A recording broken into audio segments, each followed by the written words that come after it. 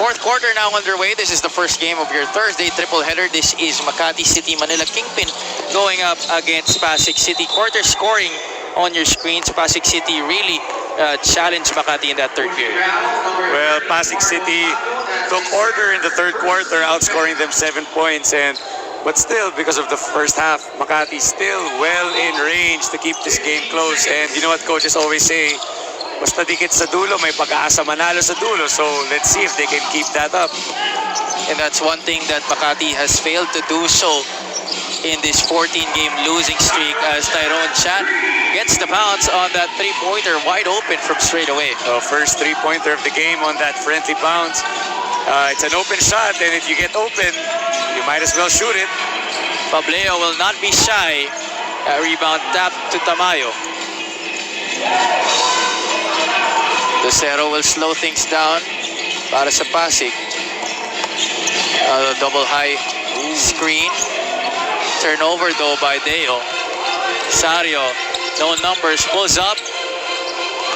Pableo gets the offensive rebound. Challenges two defenders. That's going to be a foul on the way down. Foul on number 12, Here's that play. Pableo challenging Chan and Tamayo.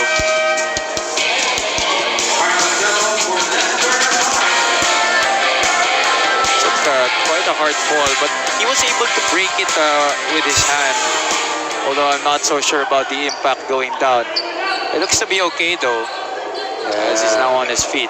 Just getting an extra minute or two of rest, composing himself for the free throws.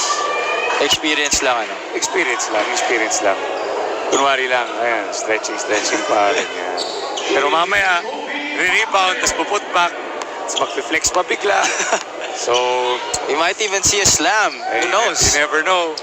Oh, unfortunately, maybe meron talaga na-miss niya yung free throw. Tingnan natin, still stretching. Makati has been limited in their attempts here from the charity stripe. Only 4 out of 10. Ogie didn't exactly like how this game started for his team, especially in terms of the energy they showed on the floor. He had to remind Teo Lucero nga daw, as being one of the young guys, that they're expecting more intensity from him. But you know what, guys, aside from these gentle reminders, Coach Ogie believes in giving his guys freedom and confidence, kasi he says, by experience, the more na players are pressured, the bigger chance that it affects their mental game. Lagi niya sinasabi, mistakes happen, and so for improvements, is very much supportive of that. Your thoughts on this, Javi and Coach Aldo? Thank you for that report, Sid. But you know, my opinion on that is really sometimes when you give a player pressure and he's able to respond, that is really the marking of a great athlete. Well, athletes have a lot of pride, and when you challenge them in a certain way, it doesn't necessarily mean you don't believe in them. But as a player, syempre gusto mo, ito ba gusto mo sa akin, coach, sige ako bahala. And it's part of your pride, it's part of your instinct to win, instinct to play well. And that's a very good way to hype up your players. And yun nga, I also believe na when there is a lot of stake during a game, during a season, doon mo makikita talaga yung mga magagaling na atleta, talagang they show out. And of course, you, Coach Aldo, you've coached a lot of high-profile athletes, a lot of great basketball players, especially pag binibigay ba sa kanila yung pressure, dun talaga sila nagre-respond at umangat pa yung level ng laro nila. Yes, that's true. I remember yung isa kong, one of my athletes, they were playing in the finals. Meanwhile, this free throw first is brought to you by Extreme Appliances, ang subok at kompletong appliance brand ng Pilipinas.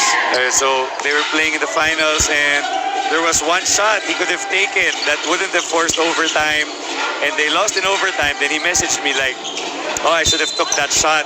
So, you know, again, when players are challenged, the great ones know how to respond. And what happened the next game? Didn't pass anything, and they won the game. So, you know, these players know about those little details like that. So far, De Lucero has responded in the second half para dito kay Coach Ogie Gumatay. After going scoreless in the first half, now has 4 points, 4 rebounds, and 4 assists. playbacking para sa kanyang koponan. Diokno, that's a tough shot. Can't get the bounce. Pasig with a chance to paddle onto their lead further now. It's a very quiet 9-point lead. Not really much going on, but Pasig able to control the driver's seat. In the driver's seat. Oh, Lucero gets the switch on Morales. And right away takes advantage. Itong si Deo Lucero getting his 6th point of the 22 regular season. Makati officially out of contention for the playoffs.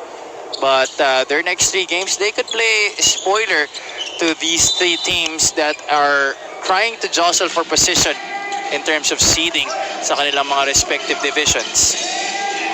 Again, it sometimes feels good to be a spoiler, even if you have no contention. You still want to end with wins, and Makati trying their best to even keep the game close in the dying minutes of this game. Diokno scores 2 points right there. 8 points in the game para sa kanya to go with his 5 rebounds and 4 assists. Lucero challenges the defense once more but couldn't get that to go. Almost again a one-on-one breakdown. Almost at the 2 points, just missed. But again, Makati has to work on their individual defense. Diokno gets it to Mpbl. That's a forced shot. All board. Morales gets the offensive rebound. There's going to be a foul downstairs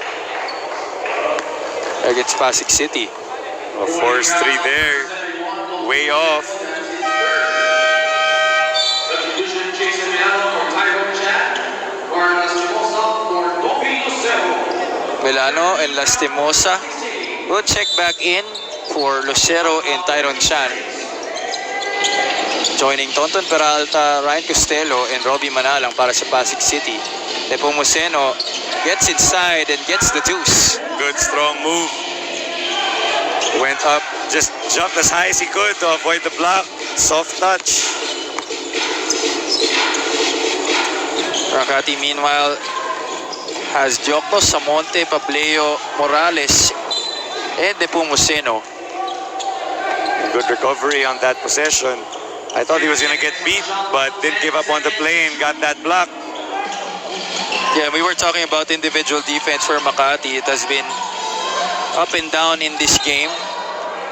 In that second quarter, they were able to stop Pasig City in their attacks, but in the third frame, Pasig really milked a lot of the matchups and were able to get successful baskets inside. Like right now, Mac called for that holding foul. You know, when you get tired, you can't control your hands. You don't know where your hands are going. You're holding, but you don't realize it. Oh, Peralta kisses it off the glass. Bank is open. After hours banking in Bacoor City. And he gets the steal here. Breakaway, Tonton Peralta. Again, fatigue might be getting to Makati right now. Very sloppy on their offensive possession right there. Well, Coach Viz Valencia has been rotating, I believe, only 10 guys in this game.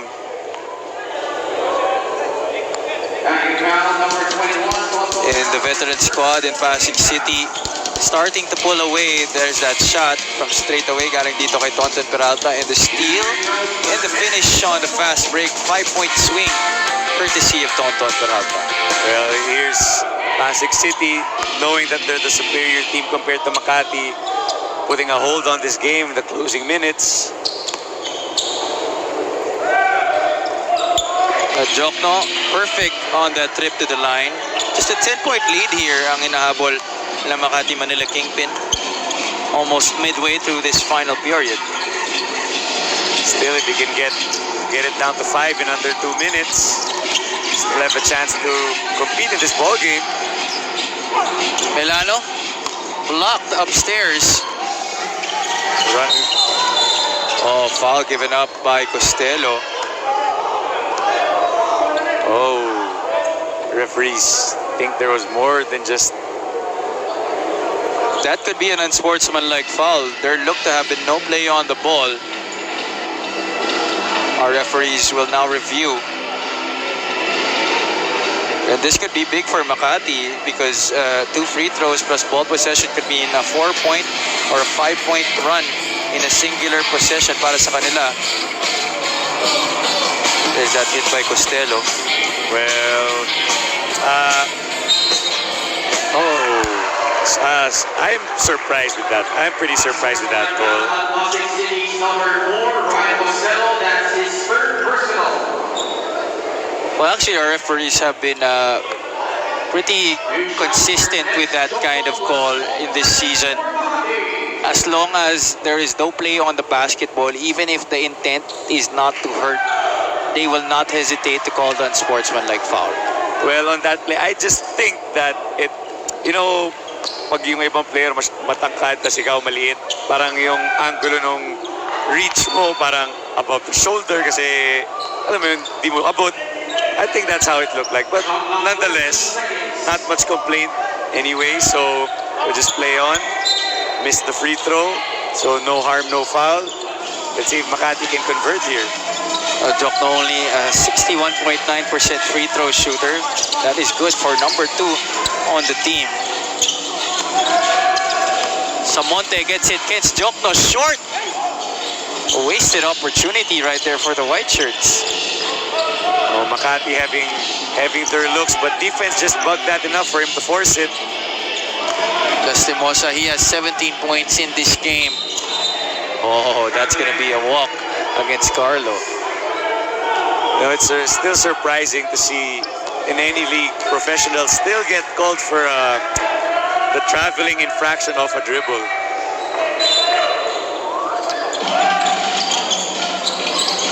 Makati now has another chance to break this 10-point deficit. Pableo isolated on the left wing, challenging Peralta, gets the better of that matchup. Wow, very strong move to the basket. Looks can be deceiving. He doesn't have that big of a frame, but managed to bring him underneath the basket for that 2-point shot. Well, if your name is Kobe, somehow, some way, you better be able to score that basketball. And as you say that, oh, the hoop and the arm on the other end para kay Kobe Bryant Pableo. Imagine yan mismo yung pangalan niya, Kobe Bryant. see, that's why I was telling you kanina, pre. Mahulog siya, hawak-hawak siya, pero tingnan mo ngayon, parang wala nangyari kanina. There is that forward pass, the receipt, the shot, and the finish. Costello tried his best to avoid Kobe on that instance. And unfortunately for him, referees were on the opposite side, so it really looked like there was contact. Bonus free throw for Kobe Pableo. And Pableo, he brings his team to just within 2 possessions. A 5-point lead para dito sa Pasig City. 72-67. Pasig City, they have 4 games remaining on their schedule after this. And these are the next 3 games. Laguna, Nueva Ecija, and Bacoor.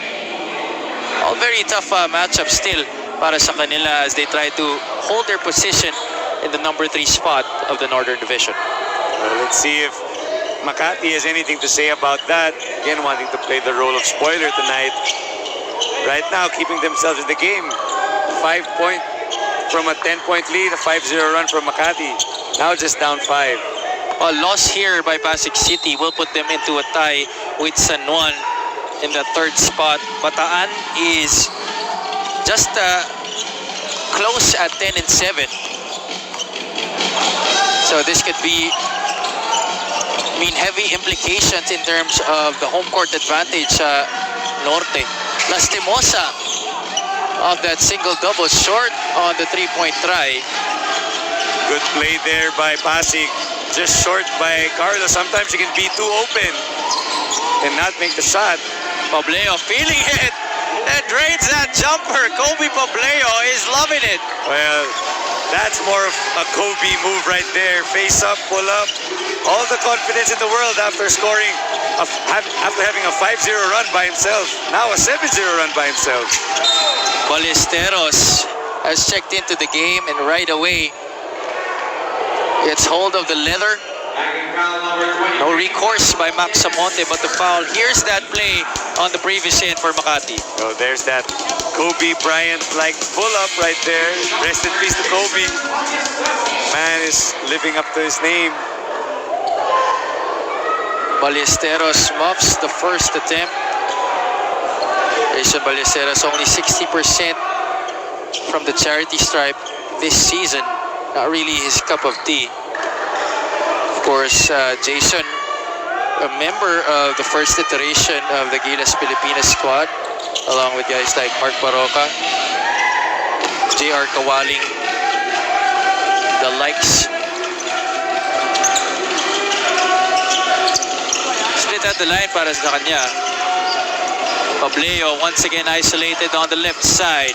Gets the step, couldn't finish. Almost. Good move. Just short-armed it, but could have been an easy two-point basket. Got open enough. Manalang off the screen.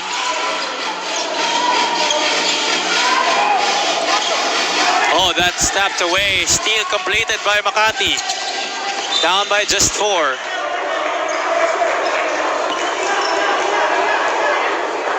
In Pasig City, they are visibly frustrated right now with the way that they're running their offense. I guess they're trying their best to stop Makati on their offense, that they're getting frustrated on defense. But as we say that, Pasig stepping up on defense.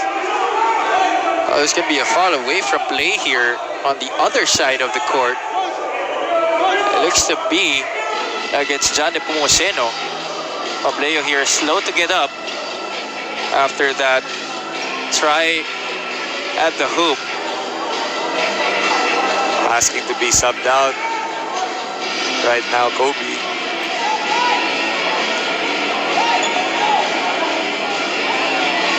Well, let's see that. Oh, that pass just a little bit too forward on the catch. In Milano, dove for it, as well as Kobe, but Pableo looked to have been hit on that battle for possession. And there's Nepomuceno on the other side, going against Lucero. Grazed his arm on the back of his head. You know, that's the beauty now of instant replay. Dati, pag may mga foul na ganun, Wala. complain ka lang. Ngayon, senyasan mo lang, screen. Okay, titingnan na. Backing foul number 8. Just a regular foul regular against foul. John Nepomuceno. You know, I would like to take this opportunity to give a shout out to Muntinlupa's Ivan Villanueva, who's watching us. Idol. How are you? Lost a close game against the Batangas City Embassy Chill during one of the matchups in Zamboanga City just a couple of days ago. Lucero now at the line, sinks the first one. Pasig has had a lot of free throws in the second half.